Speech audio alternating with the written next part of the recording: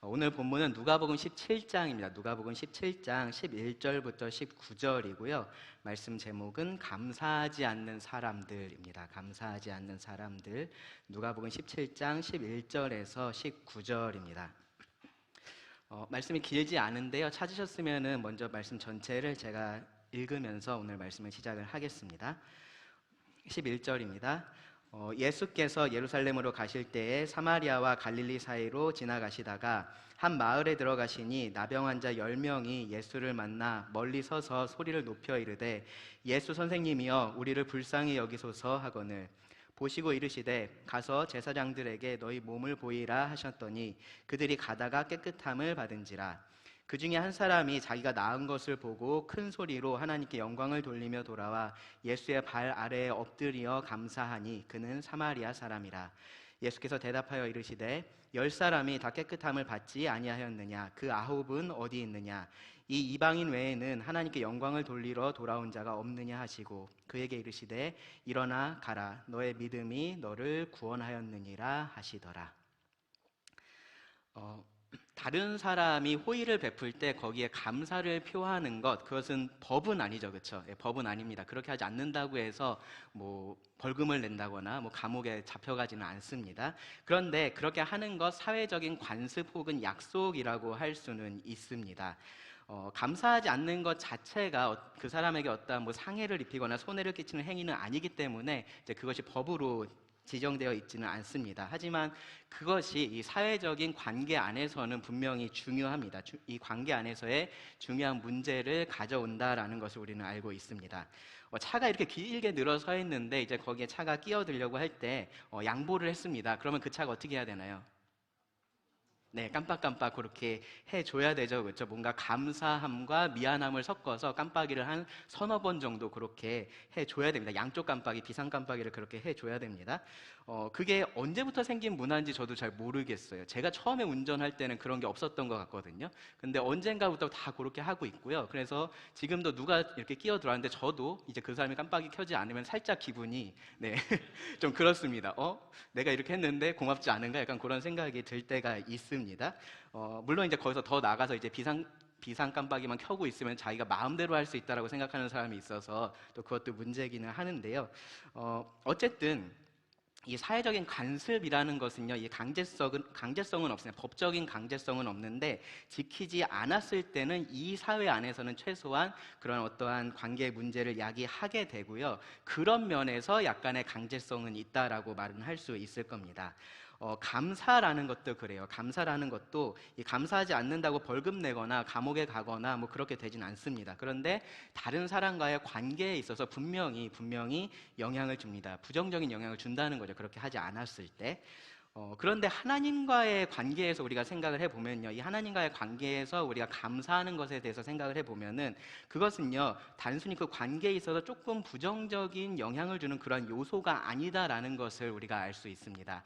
이 하나님께 감사하느냐, 감사하지 않느냐가 그 하나님과 우리 사이의 관계가 어떠하다라는 것을 보여주는 아주 핵심적인 요소이기 때문에 그렇습니다. 로마서 1장을 보면은 모든 사람의 죄악된 상태에 대해서 묘사를 하면서요. 이렇게 표현을 했습니다. 1장 21절을 보시면은 하나님을 알되 하나님을 영화롭게도 아니하며 감사하지도 아니하고, 여기 보면 감사하지 않는다라는 표현이 나오죠. 감사하지도 아니하고 오히려 그 생각이 허망하여지며 미련한 마음이 어두워졌나니. 여기 말씀을 보시면 사람들이 하나님을 안다라고 얘기를 합니다. 안다라고. 사람을 만드신 하나님은요, 자기를 꽁꽁 숨겨놔서 사람들이 찾지 못하게 그렇게 하지 않으셨기 때문에 그렇습니다. 하나님은 자신을 나타내셨고요. 그렇기 때문에 정직한 사람들은요, 정직하게 하나님께서 만드신 이 세상을 보는 사람들은 신의 존재를 부정하지는 않습니다. 그래서 인류의 이 긴 역사를 살펴보면요, 지금처럼 오늘날처럼 이 신의 존재 자체를 부정했었던 그러한 때가 사실은 없습니다. 물론 사람들은 이제 우상을 섬기면서 실제적으로 무신론자처럼 그렇게 살아왔지만 최소한 이론적으로는 신의 존재 자체를 부정하지는 않았었다라는 겁니다. 그런 면에서 보면요, 오늘날 우리가 얼마나 더 타락해가고 있는지를 이제 이런 면에서 볼 수도 있는 거예요. 어쨌든 사람들은 하나님의 존재를 압니다. 그 깊은 곳에서는 어떠한 그러한 영적인 존재, 커다란 존재가 있을 것이다라는 것을 알고 있습니다. 그런데 그 하나님을 영화롭게도 하지 않고 감사하지도 않아요. 그리고 이것을 성경은 죄의 특징, 죄인의 가장 대표적인 특징으로서 이야기를 하고 있다라는 겁니다.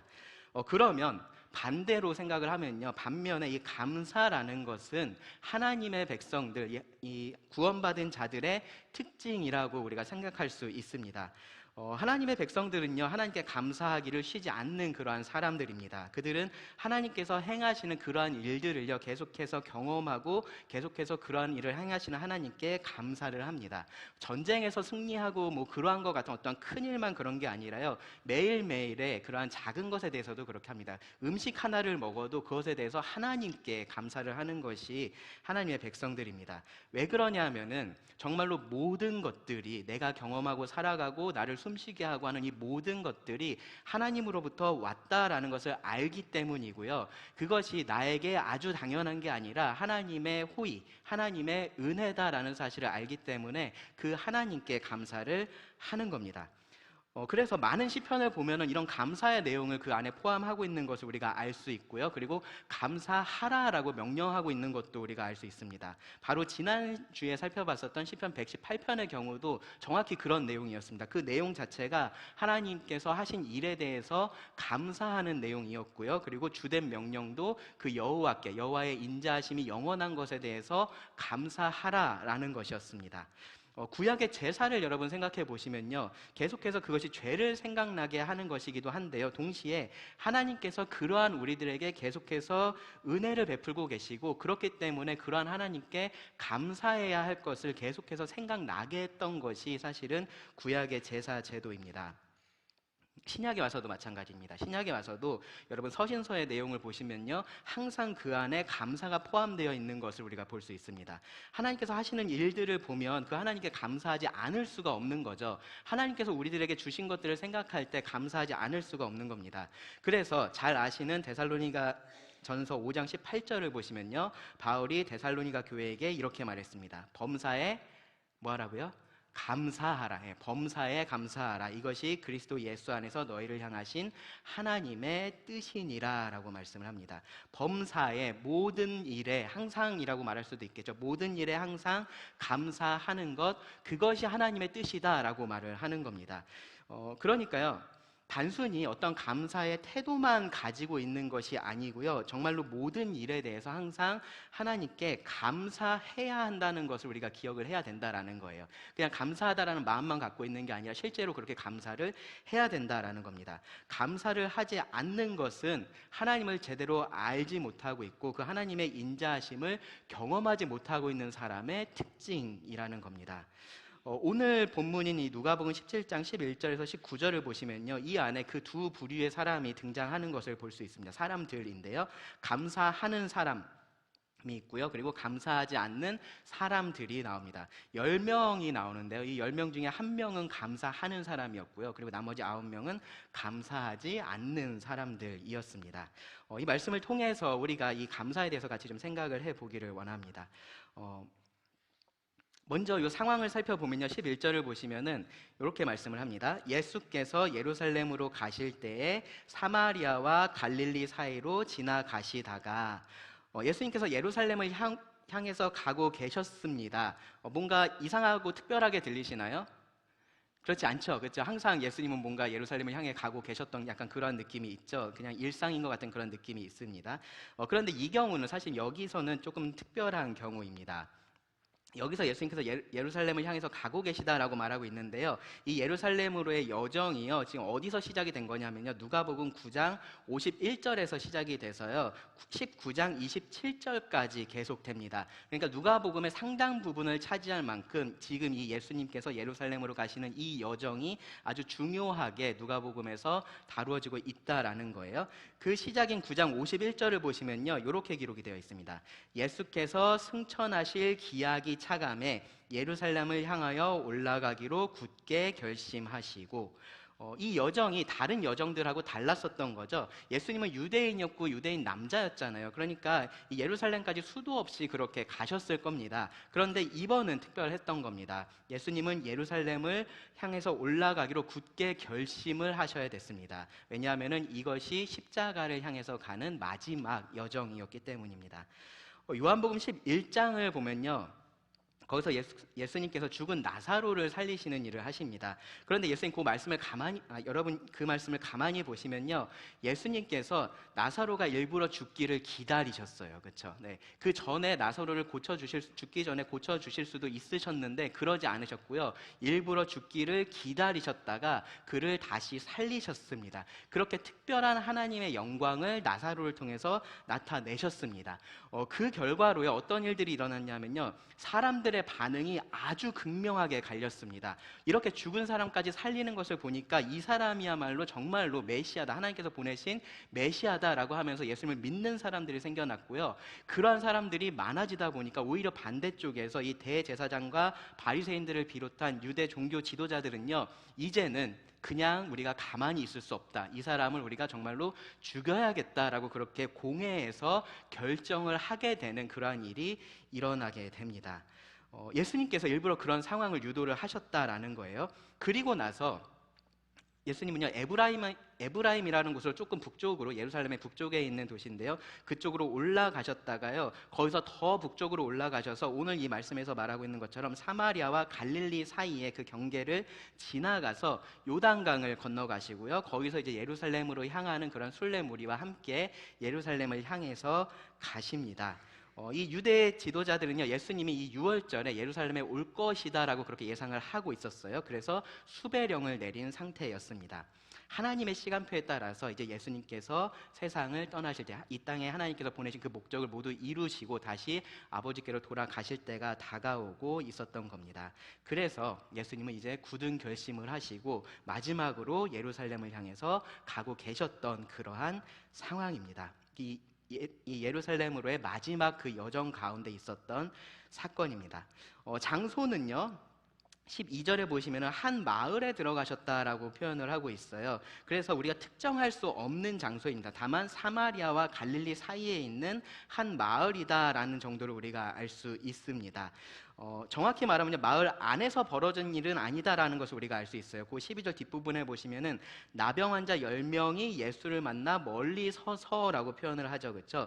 예수님께서 마을로 들어가려고 하실 때에, 그때 마을 밖에서 벌어진 일이라고 우리가 생각할 수 있습니다. 나병 환자들이 마을에서는 격리된 상태로 그렇게 살았기 때문에 우리가 그렇게 생각할 수 있습니다. 이어지는 말씀에서 우리는 10명의 나병 환자의 이야기를 좀 살펴볼 수 있습니다. 예수님께서 마을로 들어가려고 하실 때요, 이 나병 환자 10명이 예수님을 찾아왔습니다. 16절에는 보시면요, 그 중에 한 사람이 사마리아 사람이라고 이야기를 해요. 그렇죠? 그 말이 내포하고 있는 것은 뭘까요? 나머지 9명은 사마리아 사람이 아니라 유대인들이었다라고 우리가 생각해 볼 수 있겠죠. 그렇죠? 네, 그렇게 이 사마리아와 갈릴리 경계 지역에 있었기 때문에 그 마을에서 격리된 나병 환자들도 그렇게 유대인이든 사마리아인이든 함께 그렇게 생활을 하고 있었던 상황이라고 우리가 생각해 볼 수 있습니다. 이 사람들이요, 이 10명의 사람들이 나병 환자라는 공통점을 가지고 있었습니다. 나병이라는 것, 이제 구약에서는 다양한 이 피부 질환을 지칭하는 일반적인 표현으로 그렇게 사용이 돼요. 그래서 아주 가벼운 피부병을 의미할 수도 있고요, 혹은 오늘날 우리가 생각하는 그런 심각한 나병 혹은 한센병이라고 불리는 그러한 병을 의미할 수도 있습니다. 구약에서는 그렇게 다양하게 사용이 되던 것이 이 신약에 와서는 보시면요, 거의 대부분 이 오늘날의 한센병을 지칭하는 그러한 질병으로서 이 단어가 사용이 됐습니다. 순 우리말로는 뭐라고 했었는지 혹시 아시나요? 네, 문둥병이라고 했었죠. 문둥병. 그 문둥병이라는 것이 사실은 문드러지다라는 동사에서 온 표현입니다. 그러니까 이 병에 걸리면은, 그리고 이 병이 악화되면은 살이 문드러지기 때문에, 그것이 특징적으로 드러나기 때문에 이 병을 문둥병이라고 그렇게 불렀었습니다. 이제 지금은 이게 약간의 비하하는 그런 의미가 있다고 해서 많이 사용을 하지 않고 있는 표현이에요. 그런데 어쨌든요, 이 병은요, 특징적으로 피부에 나타나는 그 증상이 피부에 많이 나타난다라는 겁니다. 박테리아가 있어서 이러한 증상이 나타나는 건데 피부에 드러납니다. 그래서 겉으로 보기에 아주 흉측해 보이는 그러한 모습들을 하게 되고요. 또 치료할 수가 없었습니다. 과거에는 치료할 수 없는 그러한 병이었습니다. 그래서 대부분의 전 세계적으로 대부분의 문화권에서 이 병을 하늘이 내리는 형벌로 그렇게 받아들였었던 그러한 병입니다. 실제로 구약 성경을 보시면요, 하나님께서 이 나병을 죄에 대한 직접적인 형벌로서 심판으로서 사용하신 경우들이 있습니다. 이 나병이 항상 그랬었던 것은 아닌데, 그러니까 나병에 걸린 사람은 무조건 하나님의 심판을 받은 거야, 그런 것은 아니었는데 하나님께서 그렇게 사용을 하신 경우들이 많이 있었다라는 거죠. 대표적으로 민수기에 보시면은 이제 미리암의 경우, 미리암이 이 모세를 비방했을 때 그렇게 하나님께서 심판하셔서 나병에 걸렸던 것을 우리가 알 수 있습니다. 우시야 왕의 경우가 있었죠. 우시야 왕이 교만해서 성전에 들어가서 분향하려고 했을 때 그때도 마찬가지로 하나님께서 그를 치셔서 나병에 들게 하셨었습니다. 역대하 26장에 나옵니다. 또 한 사람 열왕기 하 5장에 보면요, 나아만이라는 사람이 나옵니다. 이 나아만이 엘리사를 통해서 나병을 고침을 받았죠. 그렇죠? 이 사람은 고침을 받고서 돌아갈 때 이 엘리사의 사환 게하시가 나아만을 쫓아갑니다. 그래서 거짓말을 해서 이 나아만에게서 은 2달란트와 옷 2벌을 받아온 일이 있었습니다. 그렇게 했을 때에 게하시에게도 하나님께서 나병에 걸리게 하는 그러한 심판을 내리셨던 것을 우리가 성경에서 볼 수 있습니다. 그러한 일들이 계속해서 있었고요. 그러한 것이 성경에 기록이 되어 있다라는 거죠. 예수님 당시에 유대인들을 보면요, 어떠한 큰 질병이나 선천적인 장애를 가지고 있으면 그것을 다 개인의 죄하고 연결을 시켜서 생각을 했었어요. 그래서 이것이 하나님의 심판이다라고 그렇게 생각을 했었는데, 나병도 이러한 것이 이미 성경에 기록되어 있기도 하니까 당연히 다 그렇게 생각을 했었던, 아주 특별히 심각한 죄의 결과로서 사람들이 생각을 했었던 그러한 질병이었습니다.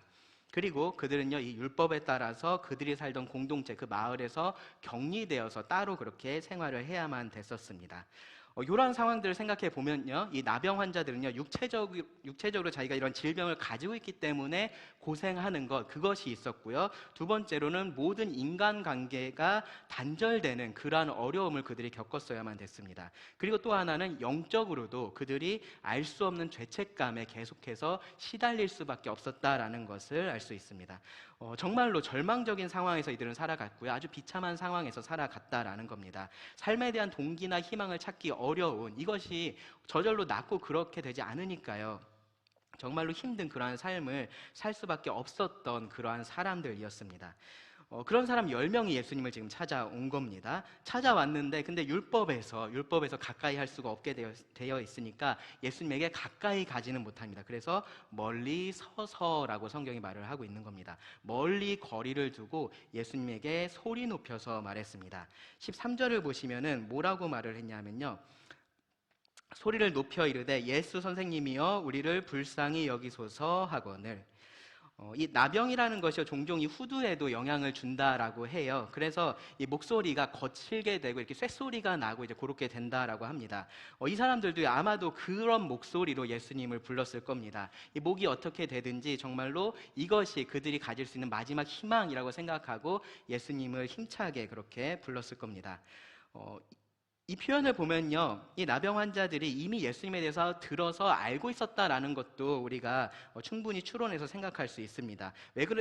왜 그렇습니까? 이들이 그냥 선생님이여 한 게 아니라 예수님의 이름을 부르죠. 그렇죠? 예수 선생님이여 라고 이름을 부르고 있습니다. 이미 이때는요, 예수님의 이름이 많이 알려져 있었습니다. 그리고 특히나 이렇게 손쓸 수 없는 상황에 있는 이런 질병에 걸린 사람들, 뭐 귀신 들린 사람들, 그런 사람들이 예수님을 많이 찾아왔었고 예수님께서 그들을 고쳐주시는 일을 많이 했었습니다. 그런 것들이 이미 충분히 퍼져 있었기 때문에 이 나병 환자들도 예수님에 대해서 들어서 알고 있었다라고 우리가 생각할 수 있습니다. 이미 이전에 다른 나병 환자를 예수님께서 고치신 적도 있어요. 그러니까 소망을 가지고 온 거죠. 그렇죠? 정말로 아무것도 소망을 가질 수 없었던 이 사람들이 정말로 한 가닥의 소망을 가지고 희망을 가지고 예수님을 찾아와서 그들의 거친 목소리로, 다신 그 목소리로 예수님을 불렀던 겁니다. 이들이 예수님을 선생님이라고 불렀어요. 다른 누가복음에서 이 선생님이란 표현이 항상 제자들만 사용했었던 표현입니다. 이들이 예수님을 그만큼 특별하게 생각하고 불렀다라는 것도 우리가 알 수 있습니다. 그들이 요청한 것은요, 우리를 불쌍히 여기소서입니다. 우리를 불쌍히 여기소서. 이 표현 자체는요, 사실 굉장히 좀 포괄적인 표현이어서 그 상황에 따라서 다르게 이해될 수 있는 표현이에요. 일반적인 경우라면요, 이런 상황이라면은 국어를 하는 표현일 겁니다. 어떤 사람에게 이들이 와서 우리를 불쌍히 여겨주십시오라고 그렇게 하는 상황이었으면은 대부분은 뭐 돈 몇 푼 던져주고 그러고 떠났을 겁니다. 왜냐하면은 그 정도가 이 고칠 수 없는 불치의 병을 가진 사람에게 사람이 할 수 있는 긍휼 정도였기 때문에 그렇습니다. 그런데 지금 이 경우는 다르죠. 그렇죠? 이 경우는 다릅니다. 이들은 지금 예수님을 찾아왔습니다. 돈을 바라고 찾아온 게 아니라요, 병 낫기를 바라고 예수님을 찾아왔습니다. 어쩌다가 저기 사람 지나가네, 저기 사람들 많네, 저기 가서 돈 좀 벌어볼까, 그렇게 하고서 예수님을 지금 찾아온 게 아니고요, 예수님에 대한 소문을 듣고서 그곳에서 아마 예수님을 기다리고 있었을 겁니다. 지금처럼 통신수단이 발달해 있고 그래서 뭐 예수가 지금 어디쯤 왔대 막 그런 걸 알 수 있는 상황이 아니었을 거 아니에요. 이들은 혹시라도 이 예수님을 만나지 못할까봐 노심초사하면서 그렇게 예수님을 기다리고 있을 거고요. 예수님이 보이기 시작하니까 정말로 최선을 다해서 소리를 쳤을 겁니다. 우리를 불쌍히 여겨달라고, 우리를 고쳐달라고 반복해서 계속해서 그렇게 외쳤을 겁니다. 가까이 갈 수는 없잖아요. 그렇죠? 멀리서 들리게 계속해서 그렇게 할 수밖에 없었습니다. 그리고요, 그 간절함이 통했습니다. 그들의 목소리를 예수님께서 들으셨고요, 그들을 보십니다. 14절에 보시면요, 보시고라고 말씀을 합니다. 이들이 예수님을 만난 겁니다. 복음서 말씀에 익숙한 사람들이라면요, 이 뒤에 이제 예수님께서 그들에게 가까이 가셔서 몸에 손을 대시고 그들을 고쳐주셨다, 뭐 그런 말씀을 우리가 기대할 수 있어요. 그런데 여기 표현해 보시면요, 예수님께서 14절 보시면 보시고 이르시되라고 합니다. 예수님께서 보시고 말씀을 하신 겁니다. 여전히 거리는 똑같았겠죠, 그렇죠? 그들이 소리쳐야만 들려야 했던 그 거리 그대로 예수님께서 말씀을 하신 겁니다. 그럼 예수님도 똑같이 소리쳐서 말씀을 하셨을 겁니다. 길게 그렇게 말할 수 없어요. 예수님께서 분명하게 필요한 말씀만 하셨습니다. 뭐라고 하셨을까요? 부정한 자들아 멀리 떠나가라? 그렇게 하지 않으셨습니다. 그렇죠? 혹은 우리가 기대하는 건 뭐예요? 내가 원하노니 너희가 나음을 입어라 라는 것들을 우리가 기대할 수 있습니다. 깨끗하게 되어라, 그런 말들을 우리가 기대할 수 있어요. 그런데 예수님 여기서 좀 이례적인 말씀을 하세요. 14절을 보시면은 보시고 이르시되 가서 제사장들에게 너희 몸을 보이라 하셨더니입니다. 가서 제사장들에게 너희 몸을 보이라 라고 말씀을 하셨습니다. 확실한 것은요, 예수님께서 이 나병에 대해서, 이들이 가지고 있는 이 질병에 대해서 거부감이 있어서 가까이 가지 않고 그냥 멀리서 이렇게 말만 하신 것은 아니다라는 거예요. 누가복음 5장을 보면요, 예수님은 거기서 이 나병 환자에게 손을 내밀어서 그에게 대시고 그의 병을 고쳐 주셨습니다. 다른 복음서의 여러 기적에 대한 그런 기록들을 봐도요, 예수님은 뭐 나병이 됐든 다른 어떤 질병이 됐든 그것을 개의치 않으셨습니다. 그렇다면 예수님께서 여기서 이렇게 하신 것, 특별한 의도를 가지고 계신다, 목적을 가지고 계신다라고 우리가 생각을 해야 됩니다. 그 목적은요, 우리가 뒤에서 볼 수 있는데요, 뭐냐면요, 이들의 믿음을 드러내시는 겁니다. 이들이 가지고 있는 그 믿음이 무엇인지를 이 말씀을 통해서 예수님은 시험하시고 그것을 드러내시기 위해서 이렇게 하셨습니다. 말씀드린 것처럼요, 이 10사람이 다 똑같은 상황 가운데 있었습니다. 똑같이 절망적인 상황 가운데 있었고요, 똑같이 비참한 상황 가운데 있었습니다.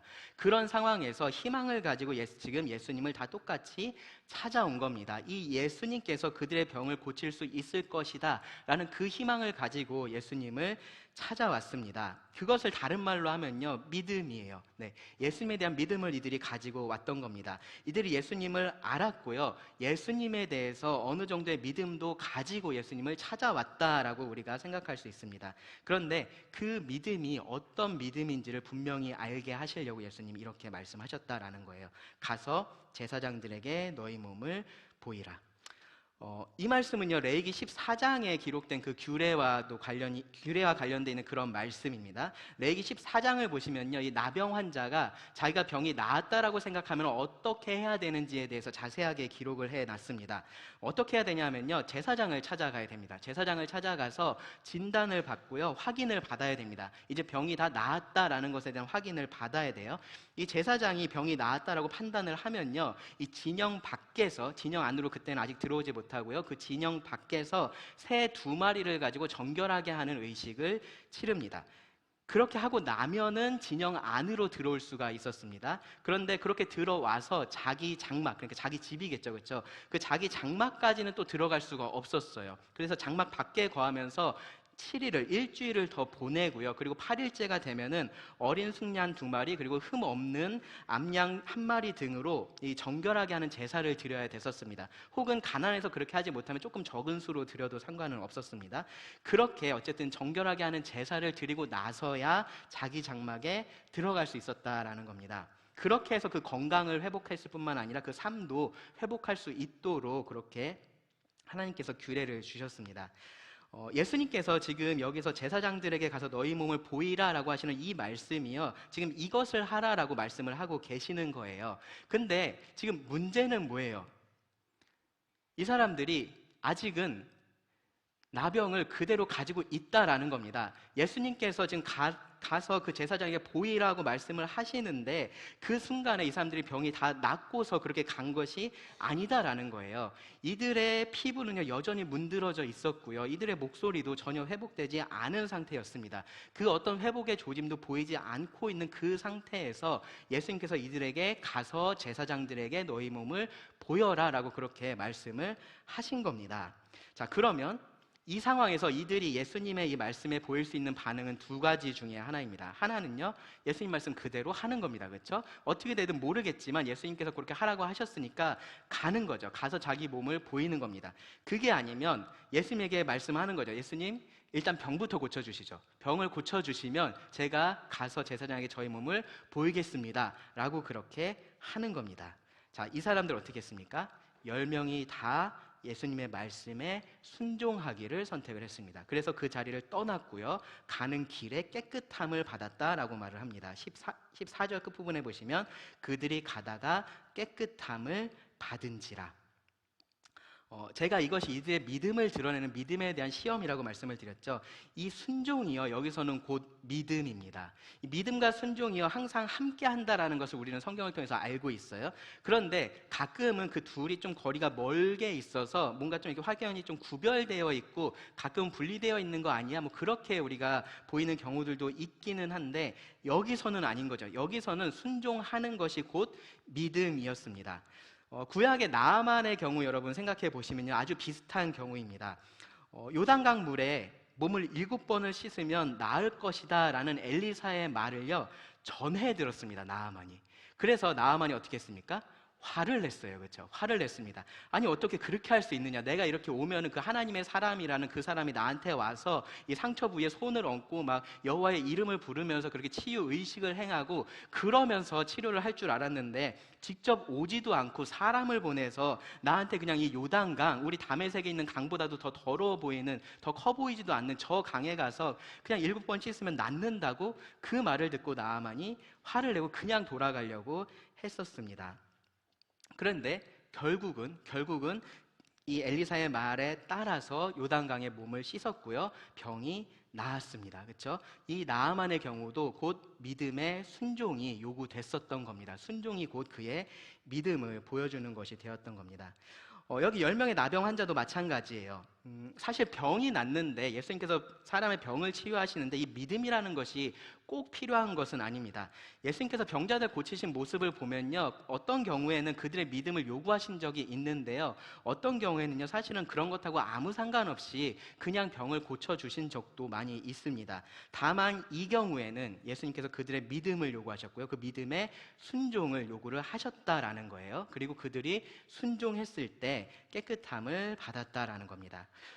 여기서 우리가 좀 생각해 봐야 될 것은요, 10명이 다 똑같은 경험을 했다라는 겁니다. 네. 누구는 조금 덜 깨끗해지고 누구는 더 깨끗해지고 그랬던 게 아니라 모든 사람이 다 똑같이 이 경험을 했던 겁니다. 다 동일하게 예수님을 만난 겁니다. 모두가 다 비참한 상황 가운데 있었고요, 모두가 다 절망 가운데 있었고요, 그곳에서 예수님이라는 하나의 빛을 그들이 발견하고 예수님 앞에 나와서 예수님을 만났을 때에 그들이 다 똑같이 이렇게 깨끗함을 얻었다라는 겁니다. 하나님의 구원하시는 능력을 이들이 경험하게 됐다라는 겁니다. 예수님께서 그들 모두를 불쌍히 여겨주셨고 그들 모두가 병고침을 받았습니다. 그들이 정말로 간절하게 원했던 그것을 얻었습니다. 그들의 모든 것을 빼앗아 갔었던 그 질병이 그들에게서 완전히 사라졌습니다. 회복의 기쁨이 찾아왔습니다. 이 죄의 권세를 멸하고 우리를 구원하시는 하나님의 그 은혜를 이들이 직접 모두가 다 똑같이 경험을 하게 된 겁니다. 여기까지가 이 10사람의 이야기예요. 10명의 나병 환자의 이야기입니다. 여기서 이야기가 끝날 수도 있어요. 그렇죠? 예수님께서 이렇게 자신의 긍휼하심을 나타내시고 하나님으로서의 능력을 나타내셨다라는 것으로 이 이야기가 끝날 수도 있어요. 근데 이 이야기는 거기서 끝나지가 않습니다. 이 10명 중에 한 사람의 이야기로 이야기는 계속해서 이어집니다. 그리고 그 한 사람은요, 감사했던 사람입니다. 여기 15절 말씀을 보세요. 그 중에 한 사람이 자기가 나은 것을 보고, 10명이 다 제사장들에게 가는 그 길에서 깨끗함을 받았습니다. 그러면 그 10사람이 다 자기가 나은 것을 받겠죠. 그렇죠? 어느 순간이 됐는지는 모르겠지만 다들 동일하게 그 자신의 병이 낫는 것을 그들이 알았을 겁니다. 그런데 성경은 그 중에서 딱 한 사람에게만 지금 집중하고 있는 겁니다. 왜 그러냐 하면은 이 사람만 나머지 9명과는 다른 선택을 했기 때문에 그렇습니다. 나머지 9명은요, 가던 길을 갔습니다. 병이 낫는 것을 보고요, 가던 길을 계속 갔습니다. 기쁘게 갔겠죠, 그렇죠? 그 전까지는 조금 긴가민가 했을지 모르는데 병이 낫는 것을 보는 순간 정말로 기뻐 뛰면서 뛰어갔을지 모릅니다. 그런데 이 사람은 어떻게 했습니까? 돌아왔습니다. 네, 돌아왔다라고 말합니다. 기쁘게 돌아왔습니다.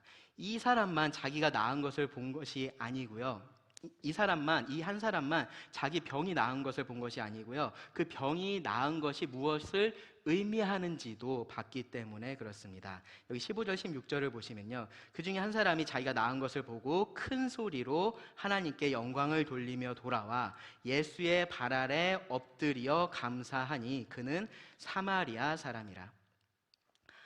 아까 말씀드렸었던 것처럼요, 거칠고 쇳소리가 나는 그 목으로 이 사람은 예수님을 불렀었습니다. 목소리를 높여서 예수님께 불쌍히 여겨달라라고 그렇게 간구를 했었습니다. 그런데 여기 15절에 보면요, 이제는 이 사람이 깨끗한 그러한 목소리로 큰 소리로 하나님께 영광을 돌립니다. 왜냐하면요, 지금 자기에게 어떤 일이 일어났는지를 알기 때문에 그렇습니다. 바로 하나님께서 그에게 놀라운 일을 행하셨다라는 것을 알기 때문에 그렇습니다. 나머지 이 9명은요, 자기에게 일어난 그 일만 보고 있었을 때 이 사람은 그 일을 가능하게 하신 그 하나님을 볼 수 있었다라는 거예요. 그래서 이 사람은 하나님께 영광을 돌리면서 예수님께 돌아온 겁니다. 놀라운 것은요, 이 사람이 예수님을 단순히 하나님께서 베푸시는 그 은혜를 베푸시는 그 은혜의 통로로만 예수님을 보지 않았다라는 겁니다. 무슨 말이냐면요, 이 사람이 한 행동을 보시면요, 예수님의 발 아래에 엎드려 감사했습니다. 발 아래 엎드렸다라는 거는요, 이것이 단순히 겸손을 표현하는 것, 그것을 넘어서는 표현입니다. 구약에서는요, 이 하나님을 예배하는 모습을 묘사할 때 항상 이런 표현이 사용이 됐습니다. 엎드려서 그 앞에 그 발 아래 엎드리는 것이 표현이 됐습니다. 그리고요, 감사했다라고 말하죠. 감사했다. 여기 누가복음 말씀을 제외하면요, 이 신약 성경에서 감사했다라는 이 단어가 사용될 때요, 그 대상은 언제나 하나님이었습니다. 언제나 하나님께 감사한다라는 말이 사용될 때 이 단어가 사용이 됐습니다. 그러니까요, 그것을 정리해 보면요, 이 돌아온 사람의 행위를 이 성경은요, 단순히 은혜를 베푼 사람에게 와서 그 사람에게 감사해요라고 말하고 있는 상황으로 보고 있는 게 아니고요, 하나님에 대한 예배의 행위로서 지금 보고 있다라는 겁니다. 그렇게 표현을 하고 있다라는 거예요. 이 사람은 하나님께 영광을 돌리면서 예수님께 돌아왔고요. 그 예수님을 하나님으로서 예배하면서 그 하나님이신 예수님께 감사했다라는 겁니다. 예수님은 하나님께서 기적을 베푸신 그러한 단순히 통로가 됐던 것이 아니고요. 사도들이 그렇게 했었잖아요. 그렇죠? 사도들은 하나님의 능력을 받아서, 예수님의 능력을 받아서 그런 일들을 행했었습니다. 그런데 예수님은 그렇지 않은 거죠. 예수님은 바로 그 기적의 근원이 되시는 하나님이셨고요. 그 사실을 이 사람이 깨닫고 그 예수님 앞에 나와서 예배를 했던 겁니다. 그렇게 하기 위해서 돌아왔었다라는 거죠. 누가는요, 이 사람이 사마리아 사람이었다라고 아주 짧게 그렇게 덧붙입니다. 유대인들의 눈에는 이방인보다도 못했었던 그러한 혼혈 민족인 이 사마리아 사람이 가장 하나님 앞에서 합당한 그 일을 하고 있었던 겁니다. 18절의 말씀을 보시면요, 예수님도 이 사람의 행위를요, 하나님께 영광을 돌리러 돌아온 것이라고 그렇게 말씀을 하세요. 유대인들 기준에서는요, 하나님께 영광 돌리는 예배는 어디에서 해야 됩니까? 성전에 가서 해야죠. 그렇죠? 성전에 가서 하나님을 예배할 수 있습니다. 그런데 구약의 에스겔서 말씀을 보면요, 하나님의 영광이 이미 그 성전을 떠났습니다. 그리고 예수님께서 이 땅에 다시 오셨을 때요, 사마리아 여인에게 뭐라고 말씀하셨냐면은 이 산에서도 말고 예루살렘에서도 말고 너희가 아버지께 예배할 때가 이를 것이다 라고 말씀을 하셨습니다. 어떻게 그러한 일이 가능하게 됩니까? 영생하도록 솟아나는 샘물이신 그 예수님을 통해서, 메시아이신 예수님을 통해서 모든 사람들이 어느 곳에서든지 하나님을 예배할 수 있게 될 것에 대해서 말씀을 하신 겁니다. 나머지 9명의 고침을 받은 나병 환자들은요, 어쩌면 나중에 성전에 가서 하나님을 그들도 예배했을지도 몰라요. 그런데 여러분, 이 모습을 잘 생각해 보시면요, 그들은 그림자를 붙들고 있는 겁니다. 이 그림자를 붙들고 실체를 놓치고 있었던 겁니다. 참 성전이신 예수님께 나아가서 그 예수님을 예배할 수 있었음에도 불구하고 그들은 이미 하나님의 영광이 떠난 그 건물, 그 성전에 가서 하나님을 예배한다라고 그렇게 하고 있었을 것이다 라는 거예요. 그들은요, 선물에 정신이 팔려 있었습니다. 그들이 받은 그 좋은 것에 정신이 팔려서요, 그 선물을 주신 분이 어떤 분이신지를 놓치고 있었고요, 그러면서 그 인생에 있어서 가장 크고 중요한 기회를 놓쳤다라는 겁니다. 무슨 기회냐 하면요, 구원의 기회입니다. 그들이 그것을 통해서 바로 그 예수님, 구원하시는 예수님을 바라볼 수 있었는데 그렇게 하지 못했다라는 겁니다. 이어지는 말씀을 보시면요, 이 모든 것들이요, 그들이 어떤 믿음을 가지고 있는지를 보여주는 시험이었다라는 것을 알 수 있습니다. 17절, 18절 보시면 예수께서 대답하여 이르시되 10사람이 다 깨끗함을 받지 아니하였느냐? 그 9은 어디 있느냐? 이 이방인 외에는 하나님께 영광을 돌리러 돌아온 자가 없느냐 하시고, 돌아오지 않은 9사람에 대해서 물어보세요. 10사람이 다 깨끗함을 받지 아니하였냐? 예수님 지금 궁금하셔서 그럴까요? 힘을 내가 잘못 써가지고 한 사람만 깨끗해지고 나머지 9명은 덜 깨끗해져서 안 돌아온 건가? 지금 그런 말씀하고 계신 게 아니죠, 그렇죠? 그런 말씀하시는 게 아닙니다. 예수님은 지금 사실을 확인시켜주고 계시는 겁니다. 10사람이 다 똑같이 깨끗함을 받았습니다. 그리고 다음 질문은요, 그 9은 어디 있느냐? 그들이 정말로 어디 있는지 예수님 몰라서 물어보시는 것이 아닙니다.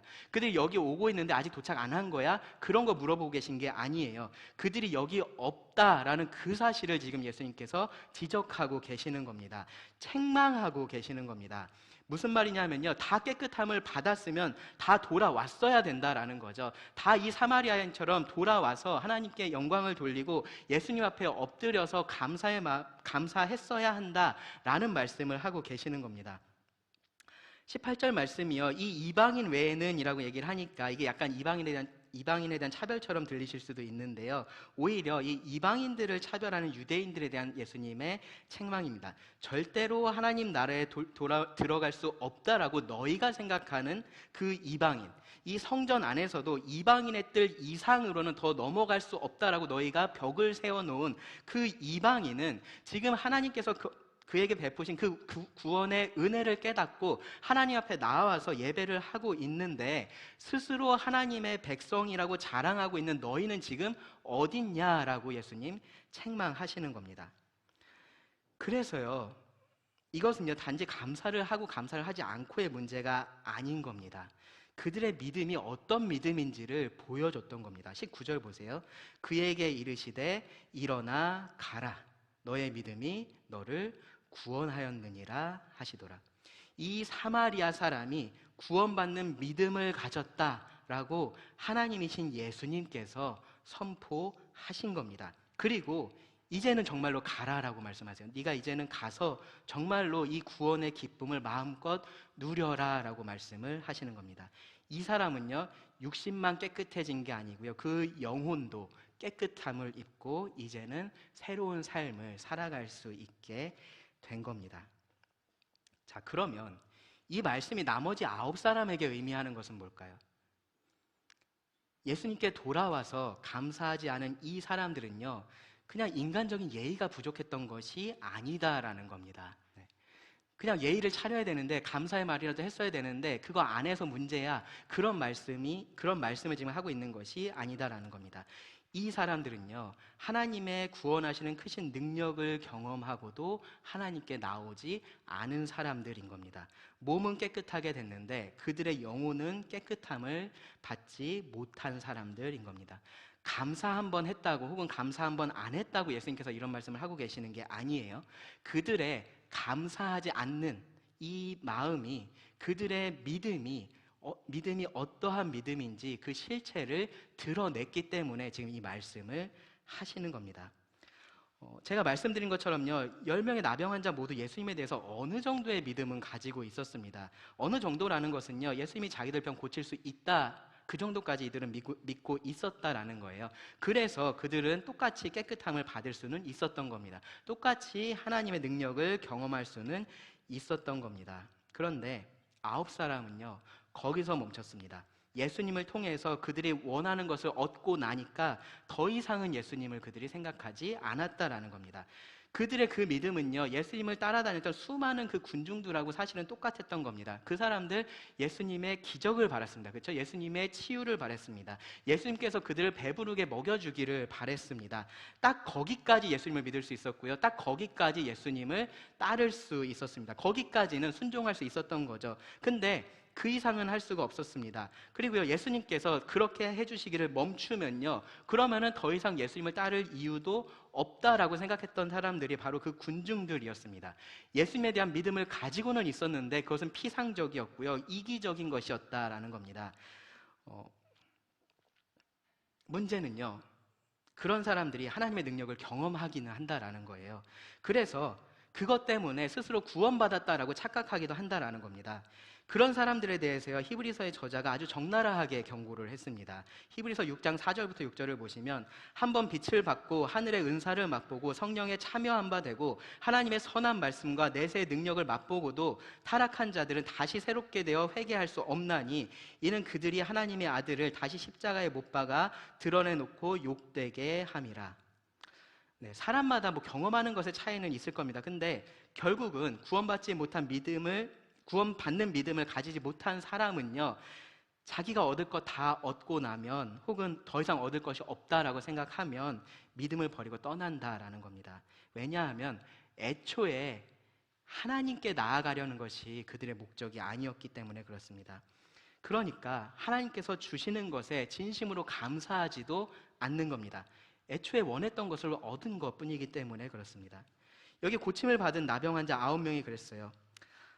이들의 최종적인 결과까지는 우리가 다 알 수 없습니다. 그렇죠? 나중에 가서 이 사람들이 구원 받았을 수도 있고요, 그렇지 않을 수도 있습니다. 근데 최소한 이때까지, 이 일이 벌어졌던 이때까지는 이들이 똑같이 다 그런 상태였다라는 겁니다. 이들은요, 하나님이신 예수님에게 그들이 원하는 것을 얻고 나니까 그 뒤로는 예수님을 기억하지 않았습니다. 생각하지 않았습니다. 예수님을 떠났습니다. 오직 한 사람만 예수님께 돌아왔습니다. 예수님께서 그에게 베푸신 그 은혜의 기적을 통해서 예수님이 하나님이시다라는 사실을 알게 됐습니다. 그래서 예수님께 돌아와서 예수님을 예배하고 감사했습니다. 그가 처음에 원했던 것은 당연히 육체의 질병에서 벗어나는 것이었어요. 그런데 이제는 더 크고 놀라운 것을 그가 원하게 된 겁니다. 바로 이 참되신 하나님을 예배하는 겁니다. 구원받은 이 한 사람은요, 감사했기 때문에 구원을 받은 게 아니에요. 그 한 사람만이 구원받는 믿음을 가지고 있었던 거고요. 그것이 예수님께로 돌아와서 감사하는 것으로 증명이 됐었던 것뿐입니다. 하나님께 감사하는 것이 구원받은 사람의 특징이기 때문에 그렇습니다. 말씀을 정리하겠습니다. 사도행전 14장 17절을 보면요, 바울이 이런 말을 했습니다. 그러나 자기를 증언하지 아니하신 것이 아니니 곧 여러분에게 하늘로부터 비를 내리시며, 하나님에 대해서 지금 말씀을 하고 있는 겁니다. 여러분에게 하늘로부터 비를 내리시며 결실기를 주시는 선한 일을 하사 음식과 기쁨으로 여러분의 마음을 만족하게 하셨느니라 하고, 하나님께서 모든 사람에게 이렇게 하신다라는 거예요. 마태복음 5장 45절에 보시면 예수님께서 악인과 선인에게 똑같이 하나님께서 해를 비춘다라고 말씀을 하시고요, 비를 의로운 자와 불의한 자에게 똑같이 내려주신다라고 말씀을 합니다. 하나님께서 그렇게 일반적인 은혜를 사람들에게 베푸십니다. 그런데 사람들은 그것에 감사하지 않습니다. 그냥 그러한 일들, 우연히 일어나는 일들이라고 그렇게 치부를 합니다. 그런데요, 그 중에서 어떤 사람들은요, 조금 더 특별한 하나님의 은혜를 맛보기도 합니다. 이스라엘 자손들을 생각해 보시면요, 그들이 정말로 하나님을 믿든지 안 믿었든지 상관없이요, 이스라엘 자손이라는 것만으로 다른 민족들에 비해서 여러 면에서 아주 특별한 은혜를 그들이 누렸다라는 것을 알 수 있습니다. 그런데요, 그것하고 똑같이 지금도 이 믿음의 가정 안에서 자란 자녀들은요, 그러한 은혜, 특별한 하나님의 은혜를 누립니다. 비슷하게요, 어떤 이유로든지 이 교회 안에 있다면요, 하나님을 믿고 있지 않아도 하나님께서 주시는 특별한 은혜를 경험할 수 있습니다. 자기 가정 안에 믿음을 가진 사람이 있다면 그 사람 때문에 하나님께서 주시는 그 특별한 은혜를 그 믿지 않는 사람도 누릴 수도 있다라는 겁니다. 하나님께서 하나님의 백성에게 주시는 그러한 인자하심을 맛볼 수도 있다라는 거예요. 그런데 마찬가지로 그런 것들을 통해서 하나님을 보지 않고 하나님께 감사하지 않는다면, 그렇다면은 방금 앞에서 말씀드렸던 그런 무신론자하고 전혀 다를 것이 없고요, 오히려 더 많이 주는 자에게 더 많이 찾으시는 그 하나님께서 더 무거운 심판을 그들에게 내리실 겁니다. 9명에 돌아오지 않았던 이 유대인들도요, 감사한 마음은 있었겠죠. 그렇죠? 병이 나았으니까 당연히 감사한 마음, 인간적으로 감사하는 마음은 있었을 겁니다. 그런데 그것을 통해서 하나님께 돌아오지 않았고요, 그것이 그들이 구원받는 믿음을 가지고 있지 않았다라는 것에 대한 증거가 되었습니다. 그래서요, 오늘 이 말씀을 통해서 우리가 꼭 자신에 대해서 생각해 봐야 될 게 뭐냐 하면요, 내가 이렇게 감사하지 않는 사람이 아닌지 그것을 우리가 점검을 해 봐야 됩니다. 감사하는 마음은 어떤 식으로든 가질 수는 있어요. 그런데 그것이 궁극적으로 하나님을 향해야 되는 거고요, 참된 믿음을 가진 사람은 그 감사를 표현을 한다라는 거죠. 예배한다라는 겁니다. 내 삶의 모든 좋은 것이 하나님의 주권 아래 나에게 선물로서 주어졌다라는 것을 알기 때문에 그렇습니다. 이런 감사를 내가 하나님께 드리기는 하는데 항상 모든 일에 그렇게 하지는 않는다라면요, 그럼 여러분 이런 생각을 하셔야 돼요. 내가 여전히 예전의 그 모습에서 잘 벗어나지 못하고 있구나 라는 생각을 하셔야 됩니다. 감사하지 않는 것, 하나님을 모르는 사람의 특징입니다. 죄인의 특징입니다. 감사하지 않는다라는 것은요, 여전히 이 모든 것을 내 중심으로 생각하고 판단하고 있다라는 것에 대한 증거이기 때문에 그렇습니다.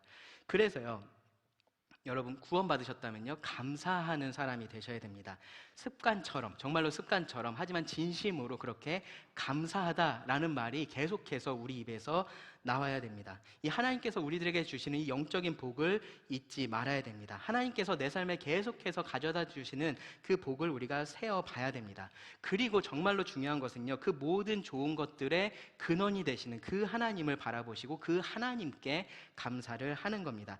하나님께서 주시는 것에 정신을 팔리시면 안 됩니다. 하나님을 바라봐야 되고요, 그 하나님께 나가서 감사의 예배를 드려야 됩니다. 모든 것들을 당연히 여기는 것, 그것이 죄악된 마음입니다. 그것을 버리시고요, 모든 것을 은혜로 여기는 감사하는 마음으로 감사하는 자들이 되시기를 바랍니다. 데살로니가전서 5장 18절 말씀을 다시 읽어보면요, 범사에 감사하라 라고 말합니다. 그리고 그것이 그리스도 예수 안에서 너희를 향하신, 우리를 향하신 하나님의 뜻이라고 말합니다. 여러분, 우리를 향하신 이 하나님의 뜻에 순종하셔서 정말로 범사에 감사하실 수 있기를 기도합니다. 기도하고 말씀을 마치겠습니다. 하나님, 우리가 얼마나 죄악된 자들인지 모릅니다.